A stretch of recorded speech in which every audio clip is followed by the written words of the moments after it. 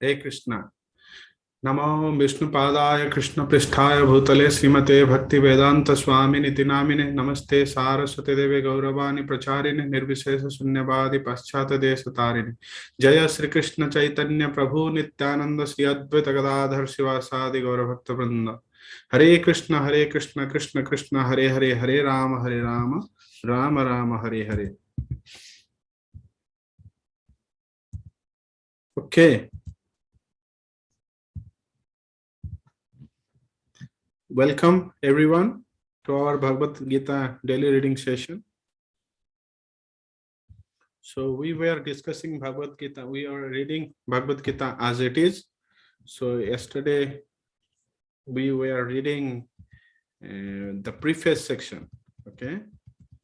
So we will start from where we have left. Okay. So up to this page we have read. So we'll be reading from here. Such unauthorized commentary upon Bhagavad Gita is known as Mayavad Bhashya, and Lord Chaitanya has warned us about these unauthorized men. Lord Chaitanya clearly says that anyone who tries to understand Bhagavad Gita from the Mayavadi point of view will commit a great blunder. The result of such a blunder will be that the misguided student of Bhagavad Gita will certainly be bewildered on the path of spiritual guidance and will not be able to go back to home, back to Godhead. So in continuation with our previous reading, basically there are some mundane translators, so-called scholarly translators, when they translate Bhagavad Gita, like for example, Manmana Bhava Madhbhakto Madhyaji Mam Namaskuru, Krishna says. But what did they, this means that Krishna says that, oh, become my devotee, think about me, worship me, okay, offer obeisances to me. But the so-called scholarly translators, they translate it like, oh, here Krishna and his inner spirits are different.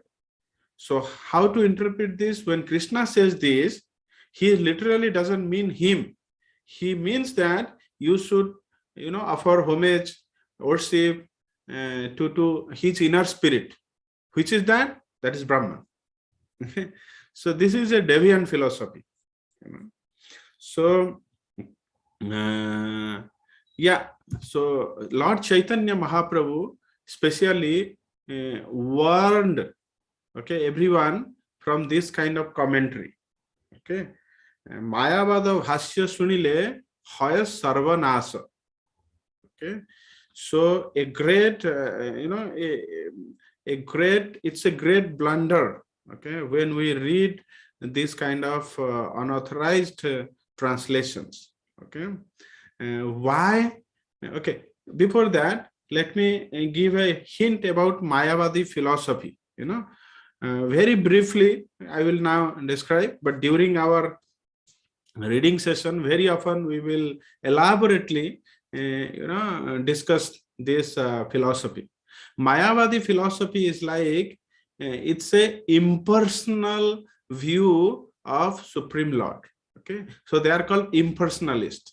So what does it mean? That means that they do not accept the form of the Lord. Okay.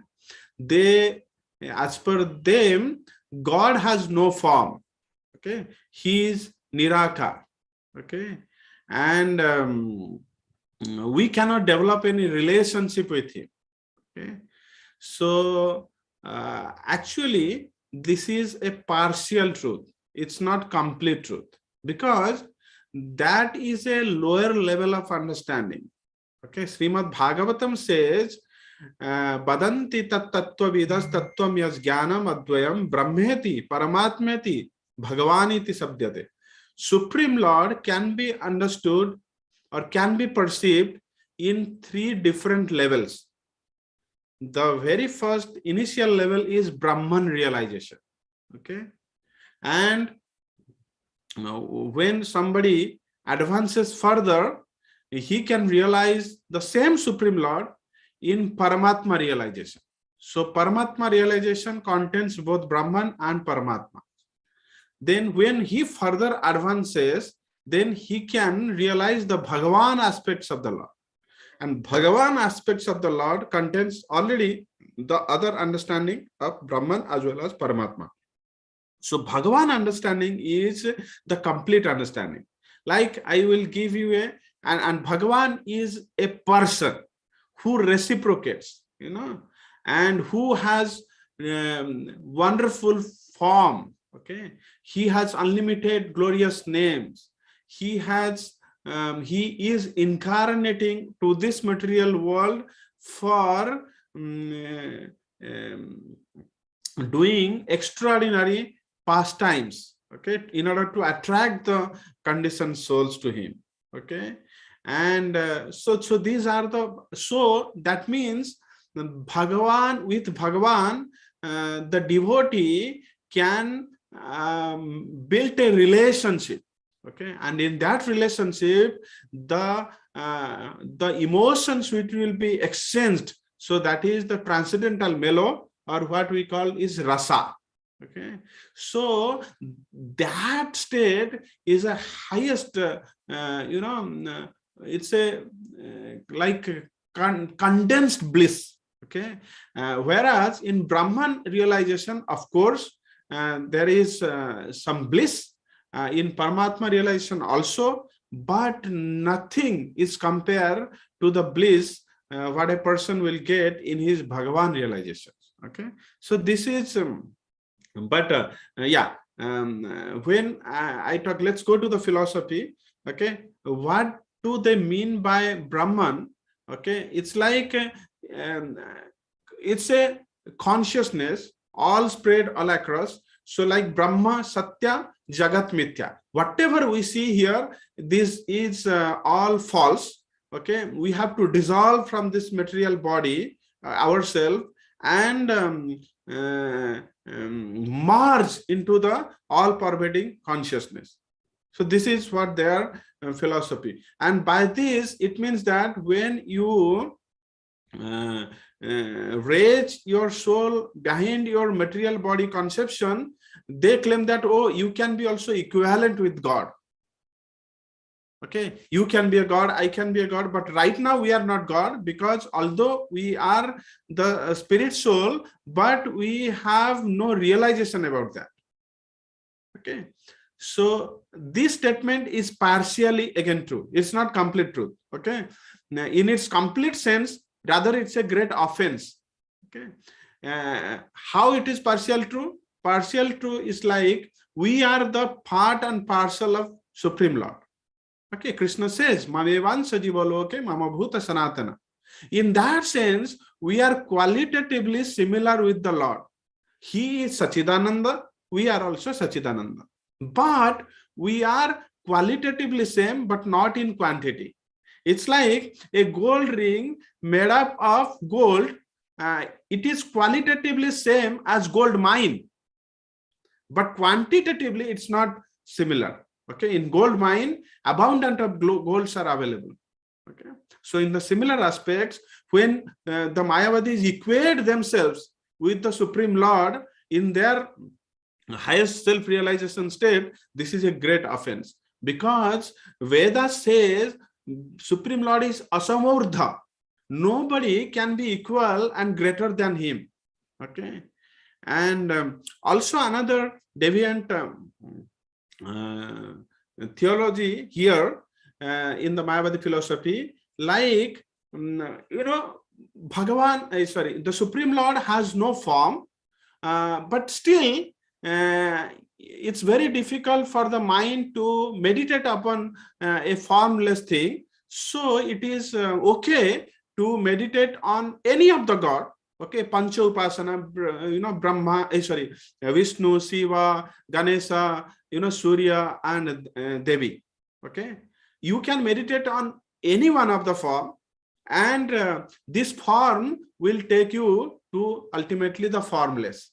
So actually, these conceptions are really false. So, so this is again a very great offense. But Veda, the conclusion of Veda is not what Mayavadi philosophy is concluding. Okay, of course they have taken their philosophy is based upon the Vedic literature, but not everything whatever there in Veda is not a conclusive. Okay, we have to see the whole Veda in its complete form. Okay, basically, let's say, for example, when we are, let's say, in conversations. Okay, so in let's say this conversation lasts for an hour, but in that conversation, if somebody will take a clip of 1 minute and then present, and this 1 minute clip can be misunderstood in many different ways, because the previous background and the afterward background is missing. Okay, so whoever will understand, whoever will listen the entire conversation, he will get to know the conclusion. Okay, so like I told also in our earlier discussions, in Bhagavatam also, Hiranyakashipu gives a lot of philosophical knowledge. In Ramayana also, Ravana gives a lot of philosophical knowledge. Okay, if we take some of their demoniac philosophy and say that, oh, you see, this is from Ramayana. But who says it? At what situation he says it? What is the essential learning behind this? Okay, that is missing. Okay, so the whole Mayavadi philosophy is constituted in that way. Okay, and mostly this has a very high level of penetration in our present day society. We have to Lord Chaitanya Mahaprabhu has warned us to keep ourselves away from this Mayavadi philosophy. Okay, and elaborately we will discuss on this in our coming classes, but for the time being, this much is enough. The result of such a blunder will be that the misguided student of Bhagavad Gita will certainly be bewildered on the path of spiritual guidance and will not be able to go back to home, back to Godhead. Why it is a blunder? Because the persons or the students who are who will be following in that path, they will be misguided. Okay, they will be bewildered because the goal there is to be God. Okay, then how can you have an aspiration to back to home, to back to the supreme abode? There is no such conception. So ultimately, this is a misguiding philosophy. Our only purpose is to present this Bhagavad Gita as it is in order to guide the conditioned student to the same purpose for which Krishna descended to this planet once in a day of Brahma, of every 8.6 billion years. So Prabhupada is telling that this Bhagavad Gita, the whole soul purpose is to guide the conditioned soul towards Krishna. Okay, and for that purpose only Krishna descends once in a day of Brahma to this material world. Okay? And Brahma, and what is that duration? 8.6 billion. Wow. Okay, so Krishna comes to this material world once in every 8.6 billion years. So you see how fortunate we are. Just 5,000 years back, Krishna departed from this world. So it's like in a time duration of 8.6 billion years, 5,000 years is nothing. So it's as if we are having a very personal association of Krishna. Okay, and we are very fortunate in that sense. This purpose is stated in Bhagavad Gita, and we have to accept it as it is. Otherwise, there is no point in trying to understand the Bhagavad Gita and its speaker, Lord Krishna. If the main essence is missed, then what is the point? You know, there are many other philosophical books. Okay, Lord Krishna first spoke Bhagavad Gita to the sun god some hundreds of millions of years ago. So it's not that Bhagavad Gita has been spoken by the Supreme Lord just 5,000 years ago to Arjuna only. No, this is a transcendental knowledge. This is eternal knowledge. Okay. Krishna says in Bhagavad Gita, we will read in 4.1, Imam vivasvate yogam praktavan aham abhyam vivaswan manave praha manur ikshvakave brabit. Imam vivasvate yogam. So he is telling that this transcendental science of yoga, I have spoken to already Vivaswan, who is the sun god. And then Vivaswan has spoken this to Manu, and Manu has spoken it to Ikshvaku. So Ikshvaku is one of the famous king in which dynasty Lord Rama also appeared. Okay, so this is how. But then he is again telling that during the passage of time, evam paramparam praptam imam rajarsayo viduhu sa kale neha mahata yoga nasta parantapa. This yoga has been lost. This knowledge has been lost in due course of time. Sa kalena mahata. Okay, yoga nasta parantapa. Again, that's the reason, Arjuna, I am speaking it to you. Okay. So let's let me give you some more detail about this time frame of the Brahma. You know how it. Let's see the calculation. How come Brahma's one day is 8.6 billion Earth years? Here you see, you all know that we have 4 yugas: Kali Yuga, Dwapar Yuga, Treta Yuga, Satya Yuga. Right? Kali Yuga is right now we are in Kali Yuga. Right now we are in Kali Yuga, and where 5,000 years is passed. What is the duration of the Kali Yuga? 4,32,000 years.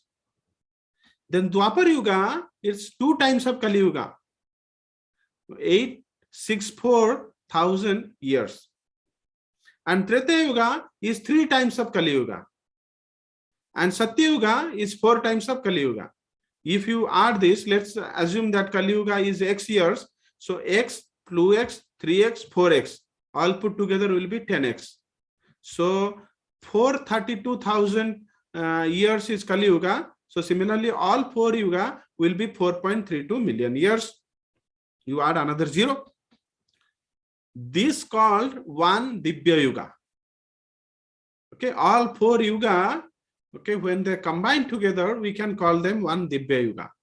And before the Dibya Yuga and after the Dibya Yuga, there are, and also in between the Yugas, there are partial devastations. Okay, there are partial devastation. The material creation is not fully devastated, partial pralaya. Okay, partial devastation. And here you see numbering from 1 to 71. Okay, so this 71 Dibya Yuga, okay, 71 such Dibya Yuga will constitute one Manvantara of Brahma. Manvantara is what? Brahma's days, Brahma's one day is divided into 14 Manvantara. Okay, Brahma's one day divided into 14 Manvantara, and one Manvantara consists of this 71 Dibya Yuga. And here in this 28th Dibya Yuga, Krishna appeared. We are now in this 28th Dibya Yuga, which is like, if I go here, here is Brahma's 7th Manvantara. So it's like, if Brahma's whole day is 14 Manvantara, then 7th Manvantara means it's like noon. It's like noon time of Brahma. Okay.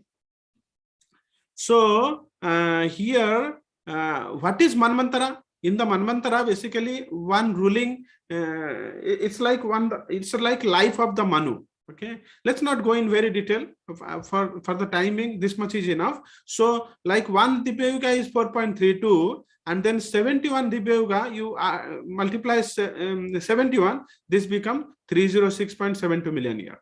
Okay, and Brahma's one day is also 1000 Dibya Yuga, because if you multiply this 14 into 71, it will come somewhere close to 1000. Okay, so 1000 Dipya Yuga, one Dipya Yuga is 4.32 million years. So 1000 Dipya Yuga, you add another 30, so it will be 4.32 billion years. And the similar duration will be Brahma's night. And day and night, if we put together, this will be 8.64 billion years. And this is how Srila Prabhupada here put 8.6 billion years. Okay, and Krishna appears only once in the day of Brahma. You see, here there are 1000 Dipya Yugas. So that means 1000 times there will be appearing Dwapar Yuga in every day of Brahma. 1000 times. Okay, and in those 1000 times, only once Lord Krishna appears. And in that appearance, immediately after 5000 years, Lord Chaitanya appears. Okay, who is non-different from Krishna. So it is so rare, and we are so fortunate. Just 500 years ago, Lord Chaitanya appeared, and 5000 years ago, Krishna appears. This knowledge itself overwhelming. Okay, we have to accept this fact and thus understand the historical significance of Bhagavad Gita without misinterpretation on the authority of Krishna. To interpret Bhagavad Gita without any reference to the will of Krishna is the greatest offense. In order to save oneself from this offense, one has to understand the Lord as the Supreme Personality of Godhead, as he was directly understood by Arjuna, Lord Krishna's first disciple. So whatever, okay, is the mood of Arjuna, we have to inculcate that mood. Then only we can grasp this knowledge.